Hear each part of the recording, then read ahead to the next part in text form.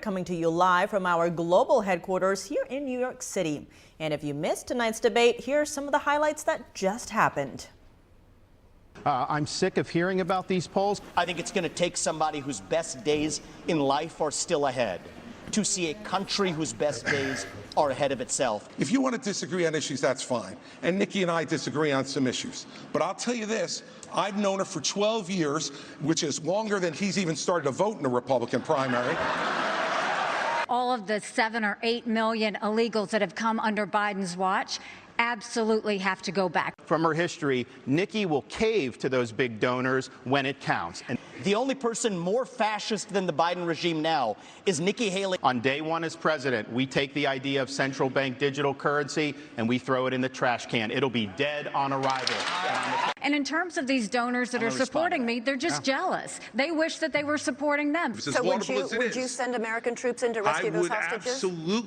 Absolutely. If they had a plan which showed me that we could get them out safely, you're damn right I'd send the American army in there to get our people home. My administration, by the end of year one, we will have a 75% reduction in the number of federal bureaucrats. You do not have the right to abuse your kids. And now to our special guest, Lieutenant Stephen Rogers, former Republican New Jersey gubernatorial candidate and the founder and president of Campaign for America, or better known as Captain America. Well, thank and you. Jason Meier, Republican strategist and former Trump Advisory Board member. Good to have you both here with us. And joining us remotely, A. Scott Bolden, former chair of the D.C. Democrat Party and former New York Assistant District Attorney. Glad to have everyone here on this very special night. A. Scott Bolden, I want to start with you. From the Democratic perspective, who won tonight? It was a very interesting debate. I thought Ron DeSantis did very well. He came prepared to attack Nikki Haley. She's clearly the front runner. I mean, at one point she said, I really appreciate all the attention from the fellows around me. But she was clearly the target for two of the other three candidates. I thought she held her own. I think she carried herself like she was the leading contender. But again, the big elephant in the room is still Donald Trump. They're still way down. And it's not clear why they're running, whether to be number two or to get an appointment. But good debate. You could see they were seasoned enough. This was the fourth debate. They were all seasoned enough. Some of the attacks got very personal against Nikki Haley. And you saw the former New Jersey governor defend her, which was a really unique moment in the debate history. But I thought the attacks from Ramaswamy and sometimes even from DeSantis were a little too personal and created sympathy for her, actually, for me, even as a Democrat. And it came off somewhat as if she was a woman, but perception-wise. But I think they got a little too aggressive. But I think she held her own. And I think she ultimately did what she had to do to win the debate. And Jason, what about you? Who stood out to you? Who won tonight? I actually think Vivek Ramaswamy was the clear winner tonight. I think he made it very clear that the enemy is not the Republicans up on the stage and not Donald Trump, but actually the deep state and the bureaucracy that's running this government. He also spoke very boldly about some truth bombs that I think a lot of other Republicans are afraid and run from, like talking about January 6th being an inside job or looking like an inside job, talking about 9/11 and the narrative that came out of that with regard to Saudi Arabia's involvement. And he talked about a lot of truth in those statements. And I think that he was the clear winner tonight. He body slammed Chris Christie a number of times by telling him he should drop out of the race, go get a great meal. And he also really took it to Nikki Haley a couple times when he put her on the spot and she couldn't even identify three provinces in eastern Ukraine. So I think that he basically called her a warmonger or a neocon, and I think he was very effective in that regard. Now, A. Scott Bolden brought up the fact that Trump wasn't in the room. It was the elephant in the room. We actually have a thought on that from Christie. We're going to play that now. Take a listen to that.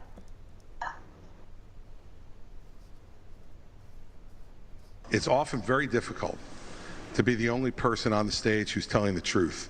We've had these three acting as if the race is between the four of us. The fifth guy, who doesn't have the guts to show up and stand here, he's the one who, as you just put it, is way ahead in the polls. And Lieutenant Governor, we didn't forget about you. What did you make of tonight's debate? Lieutenant Governor, thank you. I've pushed your rank You up. did. Well, I'll tell you, Ron DeSantis won it, I mean, clearly. He was articulate, and I've got to tell you, he really portrayed himself presidential, something I hadn't seen in the past. And he did something I thought that was very close to my heart and very significant, which makes the American people a winner also. He was the closest to invoke Ronald Reagan's 11th commandment, thou shalt not speak ill of other Republicans. Tonight he did very well in supporting the Republican Party, the Republican agenda, but more importantly, America's agenda. Unity, strength, peace through strength. He won hands down. Now, Scott Bolden, I want to go to you. You did bring up that Trump wasn't in the room, but he's kind of the elephant in the room. Given tonight's debate, can any of these candidates beat Biden in the election? Well, I think they certainly, well, as a Democrat, any one of them that would be a likely nominee after Trump would give Biden some challenges, given what the polling numbers are, as well as the fact that this age factor is not going away. The Democrats clearly want Donald Trump because we believe we can beat him, and I think he's going to be the nominee, notwithstanding the 91 federal and state criminal charges against him. Who knows where that goes if he's convicted. But I think Nikki Haley is the one who would be the most likely person to give the Democrats the most fits. And by the way, Ron DeSantis, I thought it was his best debate. I can't say that he won, to my Republican colleague who just spoke, but it was his best debate. He looked presidential for the first time, in my opinion. And following up on that, President Biden has said the other day he maybe wouldn't be running if Trump weren't running. Is there any talks in the Democratic Party of a potential other candidate? No. We're all in. Despite the Republicans wanting Gavin Newsom to be the nominee, given that he's from California, Gavin Newsom was on board with the Biden-Harris campaign. And I'll be honest with you, it's getting a little late to try to change horses, notwithstanding the talks of third-party candidates or even at least one Democrat who's running against Biden right now. I think Biden's raised the most money. He's got the best shot, and we're going to ride that horse into not just the Democratic nomination, but the general election. And as my mother would say, there are no good decisions or bad decisions. They're just decisions, and we got to make this decision right. And I think that's the same for the Republicans with Trump, given his lead in the race. Jason, do you agree with that? I actually do agree with Mr. Bolden. I think that it's very clear that Joe Biden is going to be the nominee. It's really going to be Joe Biden who would have to actually be the one to drop out of this race if he didn't want this in 2024. But look, the country doesn't want Joe Biden. They don't want the direction that this administration is taking our country. Over 70% of this country thinks we're headed in the wrong direction. They want change, and they see the contrast, a very great contrast between Donald Trump's presidency and now Joe Biden's presidency. And so I think the American people have a very easy decision to make. All the people on that debate stage tonight are down 40 to 50 points. I honestly think it's an exercise in futility. I don't see any of them really getting anywhere on the polling from this. I don't think they're going to get any kind of bump. Maybe Vivek will get a little bit of a bump, but I don't see any of those candidates really rising to any kind of occasion. On that note, polls are also showing many Americans don't want either Trump or Biden in the next election. Lieutenant, what's your take on all of this? They want unity. They want stability. They want a country going back to a time when people, especially our leaders, were talking with each other, not against each other. Look, I'm a very strong Republican. I believe in the principles of the party. But what has bothered me and has bothered Republicans in particular is that our party has gone astray. They're fighting each other. They're arguing with each other. Look what has the Congress done. What has the United States Congress done since the Republican Party, my party, by the way, has taken control? People want their taxes lowered. They want a better quality of life. And my goodness, they can't even walk the streets in the major cities of this country without the fear of being victimized by crime. That's on the United States Congress under the control of my party, the Republican Party. They want unity, they want stability, and they want governance, which they don't have. A lot of takes right there, and the night is still young, so don't go away. We've got so much more prepared for you tonight. You'll be hearing straight from voters very soon. See you shortly.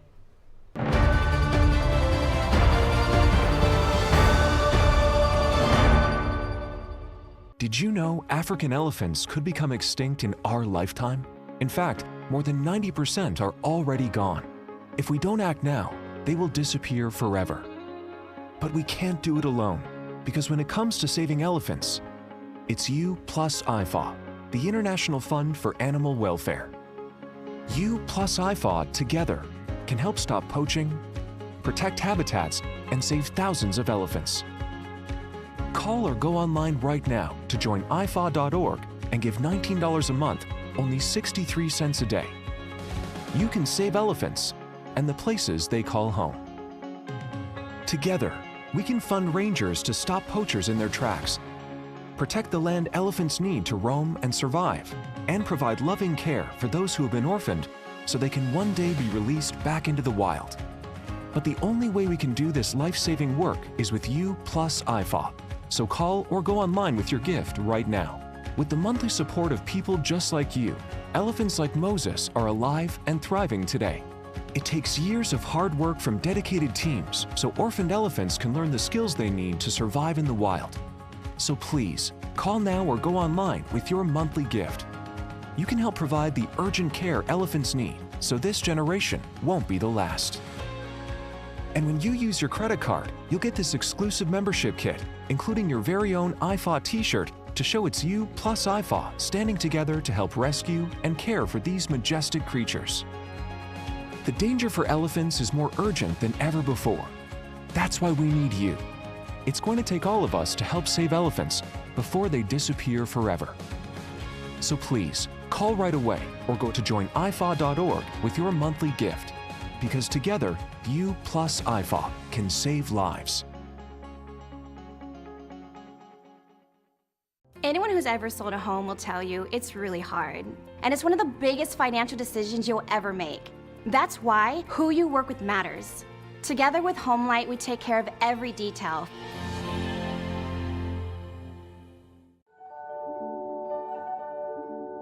There's always a searching process for beauty. You know it when you see it.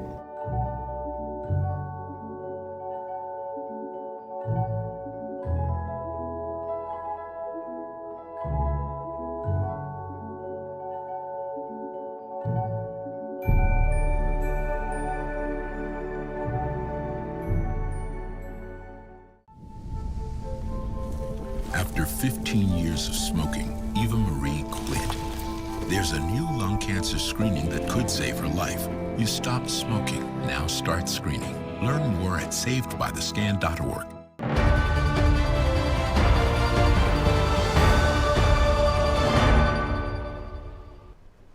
Welcome back to our NTD News Analysis. I'm your host, Tiffany Meier. We have some amazing guests with us here and remotely. We'll be coming to them very soon. But first, we've got NTD's Arlene Richards here for a look at the Real Clear Politics poll averages to date. Now, Arlene, the Iowa caucus is coming up. It's the first chance for Republican voters to make a choice for their 2024 presidential nominee. The caucus is about 6 weeks away, right? Right, that's right. It's January 15th. And actually, a caucus is not a primary election. It's actually an opportunity for the candidates to test the strength of their campaigns. And how does the race stand according to the polls? Well, right now, Iowa's polling average shows former President Trump still has a commanding lead at 47%. But anything goes in this caucus state. A voter can flip from one candidate to another right on the spot. Florida Governor Ron DeSantis maintaining a distant second at 17.3%. He's getting a huge amount of support from his super PAC, which has invested heavily in his Iowa campaign. DeSantis is the only one to visit all 99 counties in the state. Catching up to DeSantis is former South Carolina Governor Nikki Haley at 14.3%. We'll see what happens to her numbers after tonight's debate, whether she can become Trump's top competitor. Next is Vivek Ramaswamy staying at 5% and Chris Christie now at 4%. New Hampshire holds the first official presidential primary election a week after Iowa on January 23rd. Trump in the lead all along by a lot. He's at 45.7%. Nikki Haley has been leading the race for second place since late September at 18.7%. And former New Jersey Governor Chris Christie gaining some steam with 11.3% in the third spot. DeSantis in fourth place with 7.7%, and Ramaswamy following closely at 7%. In the general election matchup, how do the candidates fare head-to-head with President Biden? Both Trump and DeSantis have small leads on President Biden. 2 points for Trump and 1 point for DeSantis. But those are within the margin of error, so we can call it a tie. Only Haley is polling outside the margin of error with a 4.8 lead. Super Tuesday is scheduled for March 5th. That's 90 days away. Over a dozen states will hold primaries, including the 2 with the most delegates, Texas and California. Now, Arlene, that's a day after Trump's election interference trial begins in D.C. Has the judge considered changing the date? Well, no. Judge Tanya Chutkan so far has refused to reschedule the trial date. But as we've seen with all 4 criminal indictments, his poll numbers just keep rising. In addition to those, he's also fighting a slew of civil cases aimed at keeping him off the ballots in several states. But no judge has been willing to go that far. Last night, Trump held a town hall with Sean Hannity on Fox News. Trump received a standing ovation as he entered a packed house in Davenport, Iowa. He fielded questions ranging from the Russia-Ukraine war to abortion. At one point, Hannity asked Trump what he thought about the enthusiasm he's receiving in Iowa, and Trump responded that he felt great about it and that the enthusiasm is even greater now than it was in 2016 or 2020. Adding that we have no choice but to be enthusiastic. When pressed on the issue of abortion, Trump would not commit to signing a 15-week ban. Rather, he said this was something he would negotiate with both sides. He also says Russia would not have invaded Ukraine if he were still in office. And as we've heard him say many times, Tiffany, we are a country in decline. Well, Arlene, a lot to unpack there for sure. Thank you for that report. All right, thank you. And now with us remotely, we have Robert Cahaley, founder of the Trafalgar Group, also a senior strategist and pollster. Robert, thanks so much for coming back on for another round. No special drinks for you this time, unfortunately. With you first, you correctly predicted that Trump would win in 2016. Now, your polls show the exact same trend that we just heard Arlene lay out here. Right now, Trump is leading in the widest margin ever predicted.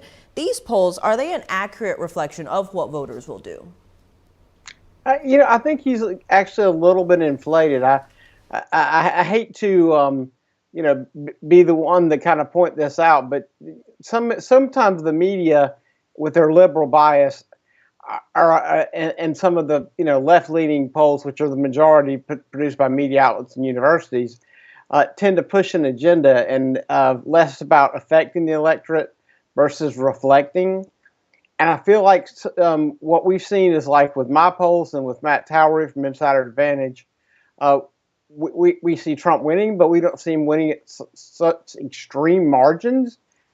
And I think they're kind of setting the stage as what we call a rope-a-dope. What they're trying to do is set the stage so that every night in every election they could go, while Trump may have won, he has fallen below expectations. He continues to underperform. And I think they're setting the stage for that. And that's what I feel like is being done, and I think it's purposeful. But it also could just be the error in the way they're doing the polls. That they're asking average voters if you self-identify Republican versus using people with Republican primary history. So yes, I think Trump is up in the polls. I think some of these exorbitant polls, some of the leads that you're seeing are a little bit inflated, and it's very purposeful. Robert, thank you for that. And now let's welcome back our special guests, Lieutenant Stephen Rogers and Jason Meister, here in studio with us. Now, Trump is saying no more debates as he has such a commanding lead in the polls. President Biden can use that to refuse participating in debates. Now, we saw quite a lot of bickering on tonight's stage in the debate between Haley and DeSantis especially. Let's play that clip now and watch that. I banned China from buying land in the state of Florida. I ejected the Confucius Institute. Nikki Haley brought Confucius Institutes to the universities in South Carolina. That is not true. I ejected them. So I have a record of standing up and do what's right. And here's the thing. You have a record of lying. She's trying to say things like that.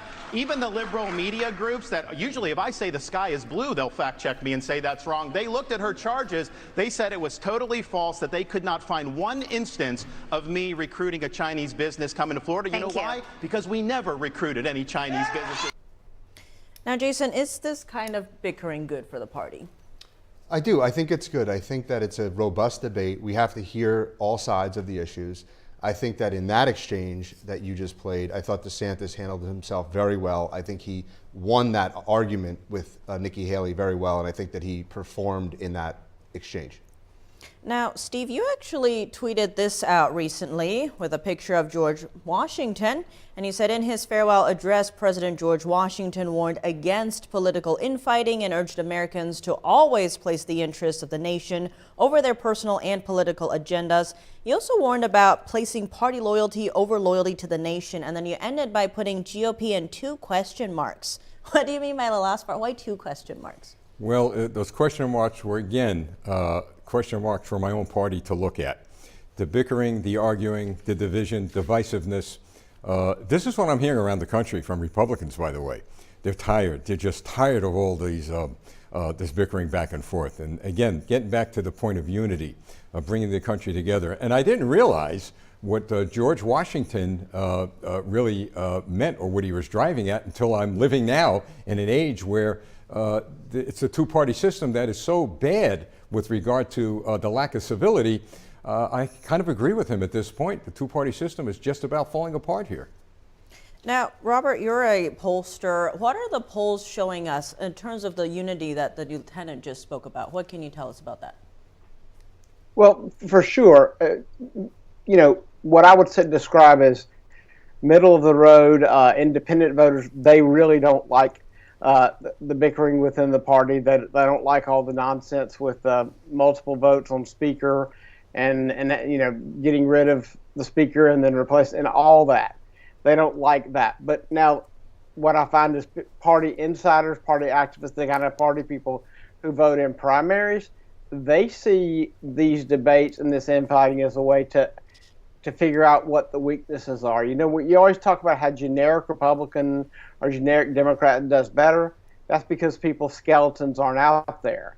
And what you want in the primary purpose is to get all that stuff out, and so people can be judged knowing all that. And then once all that stuff is out there, then you can see what their vulnerabilities are in a general election. So primaries and the bickering right now have a purpose. You know, for example, the fact that all the big donors that were also the people that, you know, bowed for Xi and China were backing Nikki, that's information that would affect voters to hear that. And so this is part of the process, and a lot of, you know, the individual positions they've all taken and getting that dirty laundry out there helps Republicans figure out what's truly their best option and where the vulnerabilities are. Tiffany, can I add one point, if I will? One thing I'm very concerned about is our young people. They're watching, young people in high school, in colleges, they're watching how the leaders of our nation are going to be acting. And, you know, the bullying has to stop, the name calling has to stop. So I think we have to take stock. Whether you're Democrat or Republican, remember you're an American, and you have to stand up for what's right, but our character counts. And we haven't forgotten about you, Jason, but we have to go to a break really quickly. When we return from this very short break, we'll check in with some voters. What did they think of the debate? We're curious too. Don't go away. We'll be right back.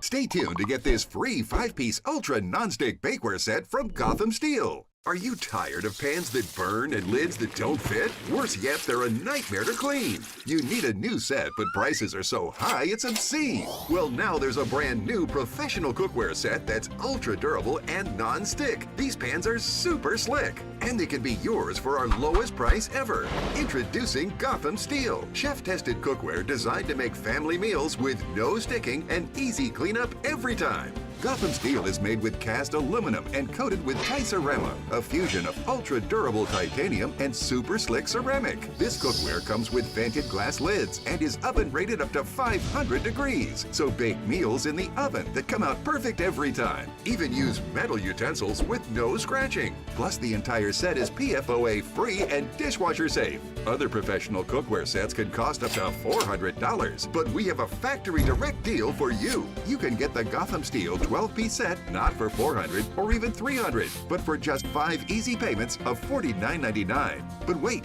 order right now and we'll drop one payment. That's just 4 easy payments of $49.99.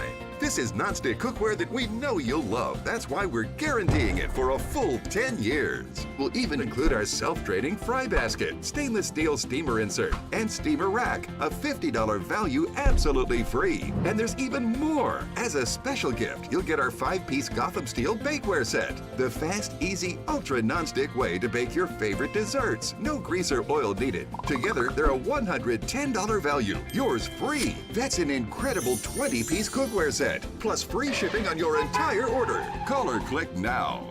Call 1-800-278-6025 or go to gothamset.com. Again, that's 1-800-278-6025 or order online at gothamset.com. Does this look familiar? You probably think this is what owning hearing aids would be like. Let me tell you, there's a better way. The Atom by Audien Hearing. The all-new Audien Atom is the world's first wireless charging hearing aid under $100. The Atom comes with an easy-to-use wireless charging dock. Plus, the Atom has a 22% smaller design, so it's nearly invisible when worn in the ear. That's why we have over 250,000 happy customers. Each pair has a 45-day money-back guarantee, so there is zero risk in trying them. Call 1-800-918-3109. That's 1-800-918-3109. Call 1-800-918-3109 or go to audienhearing.com to get your pair of Audien Atom hearing aids for only $99.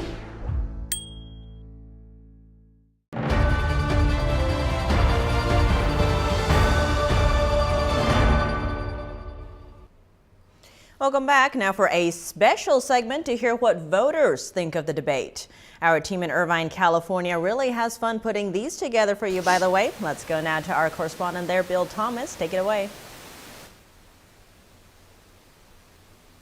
Thank you, Tiffany. It's great to be back with you. And for our friends watching at home, thank you for tuning in as well. And this will be a very lively conversation. Tonight, we've invited a small group of likely Republican voters to come watch the 4th GOP presidential debate with us here in our Southern California offices. And during our brief chat, we'll find out what our group of voters thought about everything they heard from all the candidates on the debate stage. And we'll also try and find out if, in fact, there was a winner as a result of tonight's debate. So with that, thank you all for joining us tonight. We could not do this without your help. And just to begin with, a show of hands, I already know who I'm going to vote for. 1, 2, we've got 9 people in the room. Everyone knows who they're voting for. Who will you vote for, Andy, and why? Well, Donald Trump, because he's going to win. Who will you vote for and why? Donald Trump, because he's going to win. And as a result of watching this debate tonight, did you get a better idea of who to vote for? Did the debate help you a little bit? Show of hands. 1, 2. And then, as a result of watching this debate, did you learn anything new from any of the candidates on that debate stage? You didn't know this, but watching the debate, you found out. Anybody? You learned something new, and what did you learn, and from which candidate? The attacks on Haley with the corporate background, that was interesting. Anything else, or just that one fact? You came in very well informed. There's not a whole lot left to learn. That's correct. Did they all do a very good job in presenting their cases? They did a good job. Christie the worst. Vivek far better than he did in the past. Very good. And a debate is kind of like a TV game show. Somebody wins, somebody loses. So let's go through all the candidates in alphabetical order to find out who won this debate tonight. We'll start with Governor Christie. Former New Jersey Governor Chris Christie. A show of hands, Chris Christie won this debate. You could hear a pin drop in this room. It's kind of like last time. He had the same response. What is it about Chris Christie that makes you believe he did not win this debate? Well, I just feel that his opinions are fake. He just seems to be there just to be a spoiler for President Trump, and he didn't really have any policy issues that made sense. An advisor to the Christie campaign, you would tell him to do what to effect a win?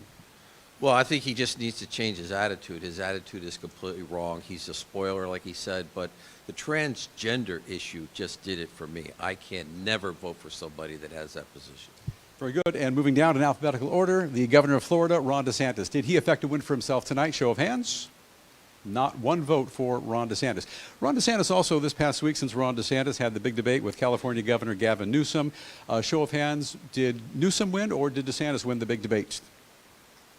Anybody? Who won the debate? Newsom or DeSantis? Yeah, DeSantis clearly won, but Newsom showed that he could just out-talk when he's completely wrong, out-talk the other side. He's a dangerous candidate, and we need somebody who can resist that kind of slick presentation. Thank you very much. And moving down the list, we have another candidate, the former South Carolina governor, former U.S. ambassador to the UN, Nikki Haley. Did she win this debate tonight? A show of hands. Not one person. What could she have done to win this debate tonight? Well, I think that she was good on some of her policies, especially with immigration and Israel, but she's just not enough to win Trump. And the final candidate on that debate stage tonight, he's the only candidate who is not a governor or a former governor, Vivek Ramaswamy. Did Ramaswamy affect a win tonight? Show of hands. We've got 8 out of 9 people that say Ramaswamy won this debate. What did Vivek Ramaswamy do to score his big win tonight? He's very well versed. He articulates himself very well, and also he had the best sound bites because, you know, we don't want to admit it, but it really comes down to sound bites. He understands X, he understands YouTube, he understands what's going to make it there. Understood. Very good. We're short on time. There was another candidate not on the debate stage tonight, but clearly a candidate, Donald Trump. A show of hands, do we all think Donald Trump should have been at this debate tonight? Nobody didn't need to be there. And he didn't need to be there, in your estimation, because why? Well, he's most likely already going to win. Is there anybody on that debate stage in reality who can unseat Donald Trump for the nomination of this party? No. Nobody, not a chance. Do we want to see Donald Trump participate in at least one of these debates? Show of hands. Would you like to see Donald Trump on the debate stage? Against a Democrat, but there's no need for him to be up here with these people. Polling so well, phone it in. Very good. Okay, and moving forward, let's talk about what happened tonight as a result of this debate. Was it a good bargain? Did you get everything you bargained for? Did they leave something out? Any important topics you wanted them to talk about, but they didn't talk about it? Show of hands. Let's talk about education. They didn't talk about, and you're a school teacher. What is it you wanted to hear from one or more of the candidates in terms specifically of education that they didn't talk about? I wanted to hear what their stance was with the unions and what they would do to get education as the forefront instead of the unions. And anybody else who didn't get what they wanted to hear? Very briefly, in just a matter of 10 seconds. I think they should have talked about abortion to get a clear message out on that, because the Democrats are going to come at us for that. Appreciate that. Thank you all very much for showing up tonight, for participating. We couldn't do it without your help. I would applaud, but my hands are full, so give yourself, please, a hearty round of applause. Thank you very much. Tiffany, you've just heard from a group of likely Republican voters who are very generous tonight, sharing their time, their thoughts, and opinions with regard to everything they experienced with regard to the debate. There was no winner tonight on the debate stage, but this group says, even though he wasn't here, Donald Trump won this debate. We're going to check out now, check back with you in just a bit, paring our group of 9 voters down to 3 and delving into some additional topics. For now, reporting live from Irvine, California, I'm Bill Thomas. Tiffany, back to you in New York. Bill, thank you for that. We'll be coming back to you very soon. And now back to our panel. We have Lieutenant Stephen Rogers, Jason Meister, and Robert Cahaley. Now, Jason, before the break, we did not get to you. Lieutenant brought up the disunity that we're feeling in the party, and Cahaley also mentioned that in the polls. You're a Republican strategist. What's your message to the American people? Yeah. Look, I hear that message about unity, and I think that there is a sense of wanting to have unity within our own party. But there's certainly no way to unify this country when you have a majority party that supports castrating and mutilating children's genitals, when you have a party that is flooding this country with 10 million illegal immigrants, when you have a party that is printing money, billions upon billions of dollars, sending them to Ukraine, when we have vets that are homeless on our streets. You can't unify with a party and with a country when that's the division that's happening in this country. So I think it's very important to have this debate and to take this debate to the American people and to win over the hearts and minds of Americans who understand what's happening to this country. Our country is under attack from within. The enemy is here, and it is from within, and I think we need to defeat the enemy. We have a Marxist revolution that is uprising into this country. You have statues of Thomas Jefferson and George Washington being ripped down in cities like Manhattan. We need to fix this country, and the only way to fix it is to take this debate to the hearts and minds of the American people. And Robert, we did just hear from a group of voters on who they might be voting for. What did you make of that panel that we just heard? Well, it kind kind of work together with what I've already been thinking and watching the debate. I feel like that Ramaswamy had a few things that he said that really just went straight to the heart of average Republicans. Now, understanding the crowd in the room is predominantly donors, you would understand why that you see a disconnect between what the people in the room thought and the average Republican voter activist thought. So yeah, I definitely think that the people in the room thought Nikki won. Anybody that's on this side of the Republican Party, the more establishment side, is going to think she wins pretty much no matter what. But I think average Republicans heard him really address January 6th and address the election in a way that without ambiguity, and a lot of the other things he said that just made sense to them. And I think he started a little rough, but I think the attacks he laid on Haley were good, and they were specific, and they brought up some things that people didn't know. And so I think in that sense, I would definitely see how you could say he won. I would say DeSantis had a good night. And, Christie just didn't spend his time trying to win the debate. He spent his time trying to attack Trump. So it's not like he won or lost. He wasn't in the same debate as everybody else.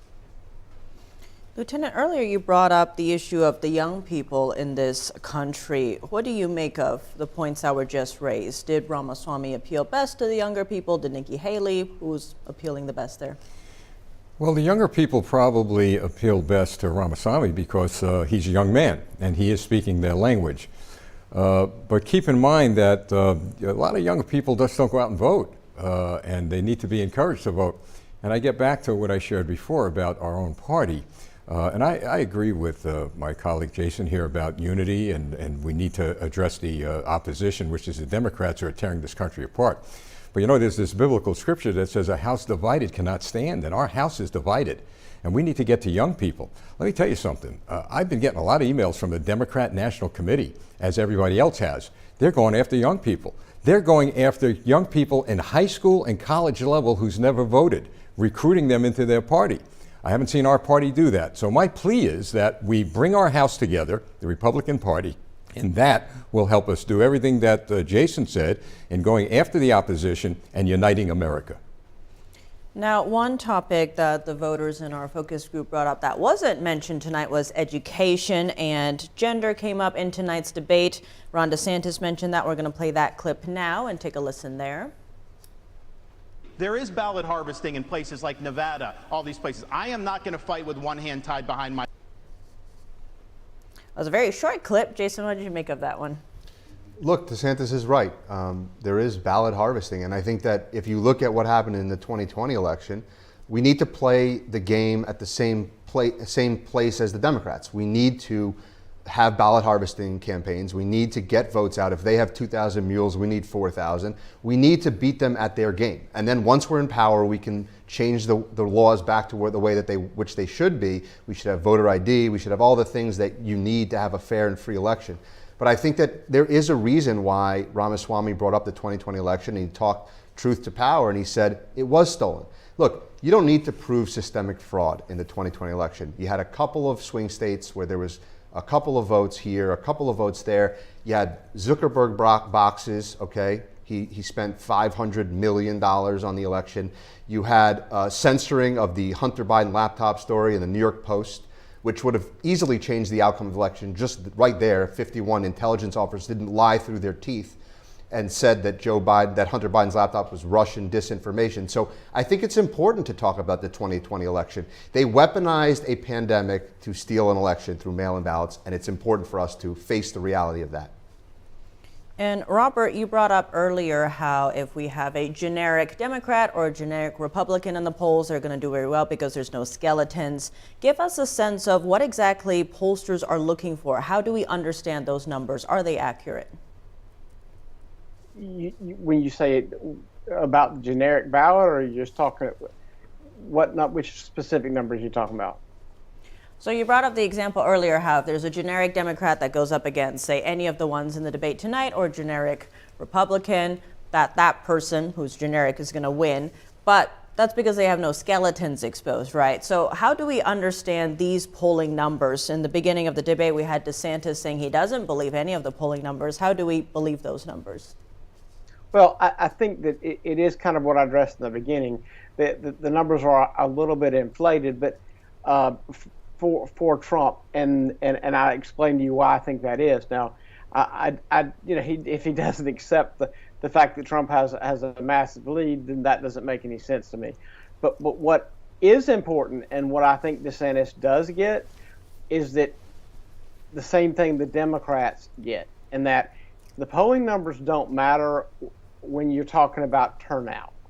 In 2022, everywhere the Democrats did not employ their turnout mechanism, there was a red wave. Everywhere they did, it had a blue wall. And their turnout mechanism is tremendous. And what according to most reports I read, DeSantis is trying to build in Iowa is a turnout mechanism. So I think that at least there he understands the mechanics, and that when you're talking about the Iowa caucus, his polling numbers mean a lot less than turning out your people to caucus night, because it's usually cold and it's dark, and it's a hard thing to get them to do. And so it's easy, relaxing and answering the phone and saying, I'm going to vote in the caucus. It means a lot more when you've actually done it before. So in that sense, those polling numbers could definitely be off. And even though he has a lead, I think he could be doing better. I think that is where he's going to be strongest, is Iowa on caucus night, because he's built that. But in general, these numbers reflect a snapshot of the electorate today. I think some of the skeletons that got revealed tonight might shift the polls around a little bit, but they're going to continue to shift, and they're just going to be snapshots.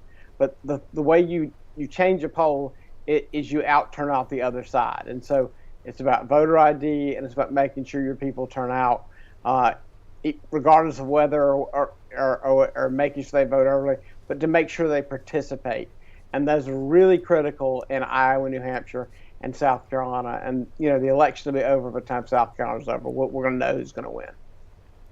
Quite fascinating indeed. Thank you for explaining that. And Robert is taking off now. Thank you so much for joining us tonight. Always a pleasure having you with us.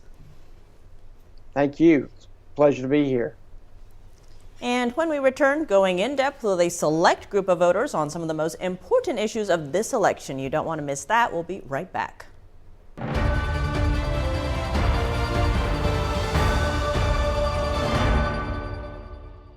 If you're watching this,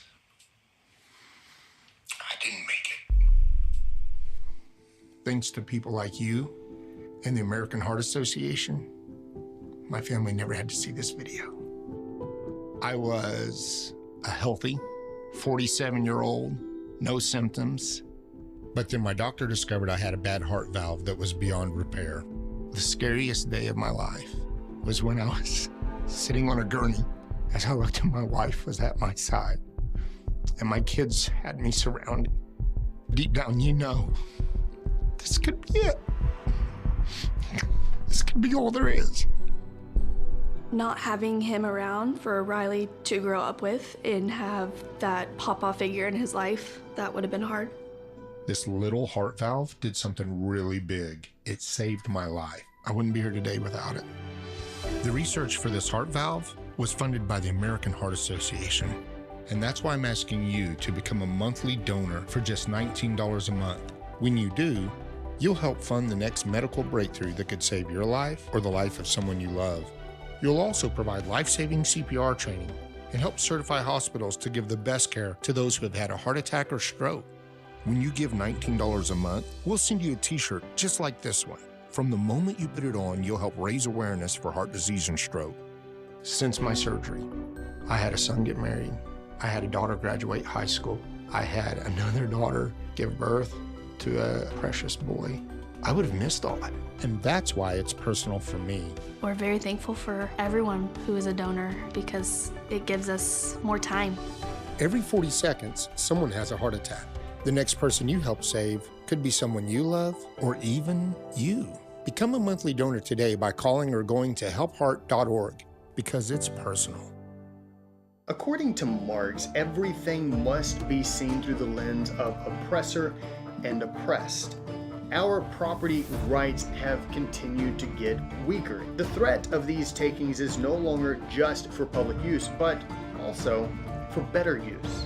This means that the government can force the exchange of property from one private citizen to another private citizen.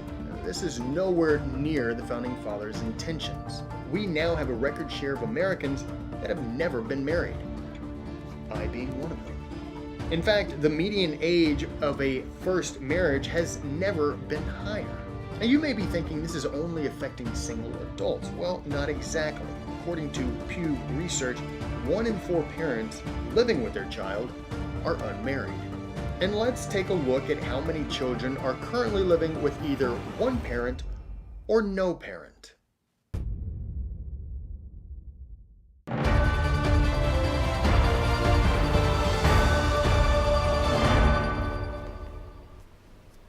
And we're back. Let's go now to our reporter in Irvine, California, Bill Thomas. Tiffany, great to be back with you. As you can see, we pared down our group of 9 voters down to 3 and get to some very important topics right now that this group feels very passionate about. First off, this issue of mass shootings prevalent in society. Another one today, University of Nevada, Las Vegas. Your thoughts on how we're going to address mass shootings? Well, first of all, the solution is not more gun control. The solution is the people behind the guns. We need to identify the people who have problems. The people who are taking drugs as students today, this is one of the biggest problems we have. When they go off the drugs or they're not properly medicated, then they become angry and they commit the crimes. That's what has to be addressed, not control on guns. These mass shootings, are you on high alert? We are on high alert. Another one just happened today. So, and I would agree with him 100% that it is not more gun control and taking away the rights from ordinary citizens, but to address some of the problems. I noticed that Ramaswamy was really fighting for our Second Amendment. So in that area, I think he won. Very good. And the solution, which presidential candidate is going to jump in and give a fix for us? Well, clearly Ramaswamy was even for arming the people of Taiwan. That was part of the debate tonight. And as far as I'm concerned, gun control is being able to hit your target. This issue of this is the most important election of my lifetime is being talked about quite a bit. Is this the most important election of our lifetimes?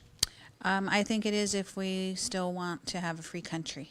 It is or isn't, and why? It is because we're in an ideological war. There's people on the other side who want to destroy America, and all these candidates today want to promote America, but the one who can do it best is Donald Trump.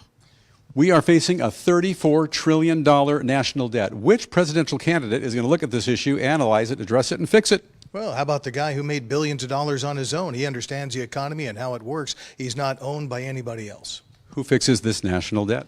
Well, I think that Trump would stop sending blank checks out to other countries when we don't have any money. Your thought on the national debt, the best candidate to address it and fix it? Well, I'm not totally sold on Donald Trump because he did spend a lot of money when he was in office in the first time. I think he learned his lesson, and I hope that he'll do better this time. Interesting questions, fantastic responses. We couldn't have furthered this debate tonight without your responses. Thank you very much for participating. It means a great deal to us. Tiffany, you've just heard some responses to very critical questions from our group of 3 voters, things they feel very passionate about. For example, this is the most important election of their lifetime. Mass shootings are on the top of everybody's mind, and the national debt, a critical topic as well. Reporting live from Irvine, California, I'm Bill Thomas. Tiffany, back to you in New York, and stay safe. Bill, thank you for that great work out there, all of you. And back to our special guests, we have Lieutenant Stephen Rogers and Jason Meister. Now, we just heard from a select group there, and they did talk about if we want to have a free country. Lieutenant, you've been talking about this and doing lives on LinkedIn, actually. Expand on that for us. Well, look, the Second Amendment is not negotiable. All right, the Second Amendment is a constitutional right, and we have the right to bear arms. And with regard to some of the things I put on social media platforms, the crime across the country has a common denominator. And the common denominator is a thread, a blue thread, a Democrat thread. You have to put criminals behind bars for a long time. You have to give the police the ability to do their job. And let's get back to a time where the government is protecting the people and not criminals. And in tonight's debate, corruption came up. We heard Robert Cahaley earlier talking about skeletons in the closet, coming out of the closets in tonight's debate. Vivek Ramaswamy went after Haley, talking about corruption there. We have a SOT that we're going to play and watch that. Nikki, I don't have a woman problem. You have a corruption problem. This is a woman who will send your kids to die so she can buy a bigger house. It's not worth my time to respond to him. You have. Now, we did have a super PAC, including the Koch brothers, come out in support of Haley recently. Jason, how do you read that? Yeah, look, it's very clear to me that the establishment donor class wants to put Nikki Haley ahead of everyone else. This is very clear in the last couple of weeks. They've dropped DeSantis and they've backed up to Nikki Haley. I think that the elephant in the room that none of us have been talking about tonight that we really need to address is the fact that there's lawfare being used in this country. The voters that we just talked to, we're talking about all the important issues, but the biggest and most important issue, in my opinion, in this election is the rule of law and our justice system. And the fact is that there's one candidate, and that the one candidate that was not on the stage tonight, his home has been raided, he's been indicted, he's been arrested. And the reason why those things have happened to Donald Trump is because the establishment continues to put the American people last, and they want to get rid of the one man who continues to put the American people first. And I think that if we want to have a rule of law in this country and a justice system that protects the innocent and punishes the guilty, we need to re-elect Donald Trump. Now, in terms of tonight's debate, which voters were DeSantis and Haley trying to win over? Who do they need to win over if they want to beat Trump, given his massive lead in the polls? Lieutenant, what are your thoughts? Look, Ron DeSantis and Nikki Haley need to win over more Republicans, and they're working on that. But all of them, including President Trump, they've got to go to work on independents. They've got to go to work on Democrat conservatives.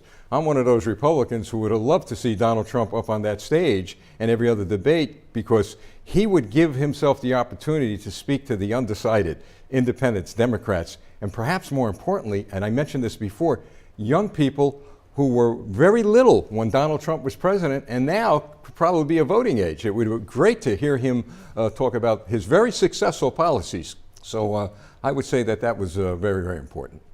And Jason, what do you make of that, given what you just laid out of all the civil and criminal cases that Trump is facing? Should he have been debating on stage? No, I don't think so. I don't think he needs to drop to their level. He's up 40, 50, 60 points in many polls. He's beating Joe Biden, the incumbent president, in almost every general poll.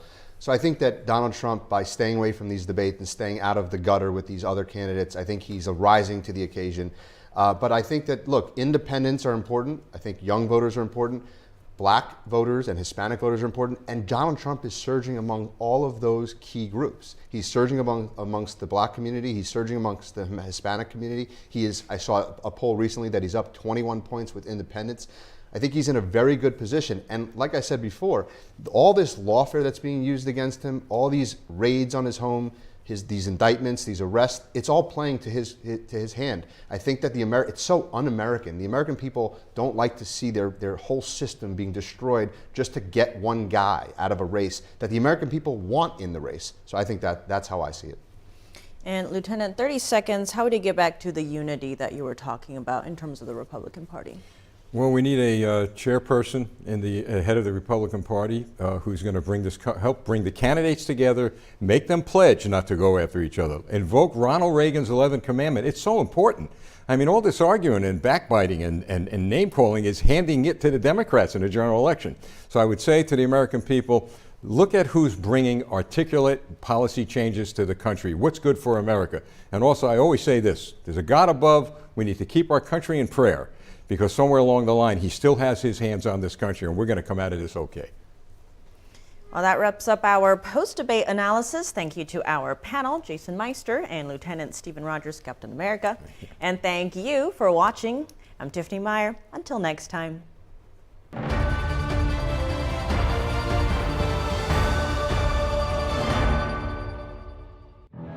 highest art is beautiful, breathtaking, timeless, and moving. Experience art with 5,000 years of history, inspired by the divine. Experience Shen Yun. Stay tuned to get this 5-piece bakeware set, a $60 value, absolutely free. Tired of that pan that always sticks? It's so scratched and worn, you can't cook in it. Hi, Chef Daniel Green here with my new hammered pans from Gotham Steel. This complete 9-piece set is guaranteed to beautify your kitchen like never before. Gosh, what I love most about this design is this hammered copper look. It would just look so fantastic hanging in my kitchen.